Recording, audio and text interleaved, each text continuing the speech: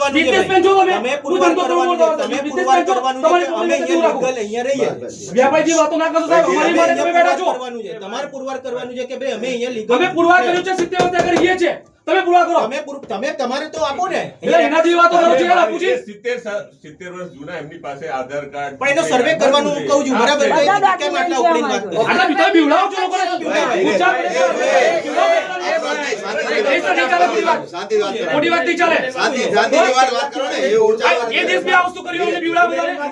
આપણે ચર્ચા કરવાની છે આવેદન પત્ર અત્યારે નોકરા છે નોકરા બની દેવું પડશે ભાઈ નીચે લાવો બોલવાનું નથી ભાઈ શાંતિ રાખો તો કેમ અવાજ નહીં તો રાખો हमारा ચર્ચા કરવાની છે ને આપણે ચર્ચા કરવાની છે વાંધો નહીં ભાઈ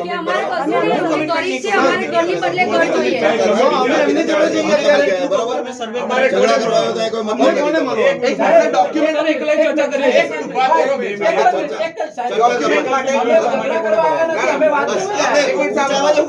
અધિકારી તો શાંતિથી રાખો અધિકારી તો ભાઈ શાંતિ રાખો નિર્વાચન બોલવાનું અમે તમે એવી રીતે વાત તમે એવી રાખો. રીતે ડોની ઓફિસ નથી એક મિનિટ અમે એવી રીતે જ કીધું અમે વોટ હટાવી દઈએ ડોક્ટર ખાલી વૈકલ્પિક માટે કોને મળવાનું એ આપણે જે મુદ્દા પર વાત કઈ કમિટી જે એમણે કીધું કે તમારી ઓફિસ પર નથી તમારી ઓફિસ પર બરાબર તો એક મિનિટ રિહેબિલિટેશન કમિટી કહેવાય એને સર એવા સાંભળો ડોક્યુમેન્ટેશનમાં અમારી સાથે ચાલાકીનો અમને અનુભવ છે બરાબર હું ખાલી એ બચાવવા માટે બી કહું છું પ્રોમિસ કરો અમને કોઈ આરટીઆઈ નહીં ભરવી પડે અમારા જ ડોક્યુમેન્ટ લાવવા માટે તમારી પાસે બધા ડોક્યુમેન્ટ છે પણ અમે ક્યાં હજુ પહેલા તમે પ્રોમિસ કરો કે તમે અમને ડોક્યુમેન્ટ જો હસી હું એટલી પ્રોમિસ કરું છું અમે હું અહીંયાથી હું માંગુ કે લાવો મારા 70 ના જમીનના આંકડા તો તમારે આપવા પડશે એના પહેલા અમે નહીં જોઈએ જો મારી વાત બરાબર એટલું મેં અહીંયાથી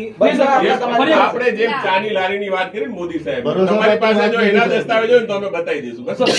એ એમની માલિકીનું ચાની લારી છે દસ્તાવેજ લઈ આવજો અમે બતાવી દઈશું બરાબર સરકારી તમે પૈસા એક મિનિટ બરાબર છે. તમે મોદી સાહેબની ચાની લારીના એના દસ્તાવેજ લઈ આવજો.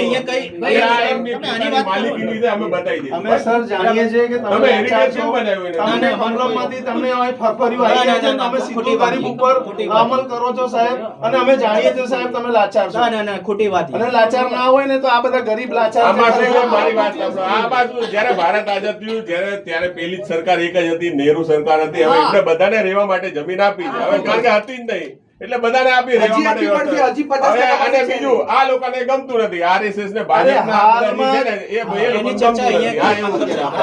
ભાઈ તમે વૈકલ્પિક વ્યવસ્થાનો મુદ્દો પરફેક્ટ કરી નાખો એટલે પતી જાય વાત. પણ અમે સર્વે કર્યા પછી હાલમાં જ તમે જે પણ ત્યાં સુધી તમે નહીં પાકિસ્તાનથી કરો એવું આયા લોકો એ લોકોને કઈ જગ્યાએ આવી છે? નહીં તો હાલમાં સર, હાલમાં તમે પાકિસ્તાનથી લોકો નિર્વાસિત લોકો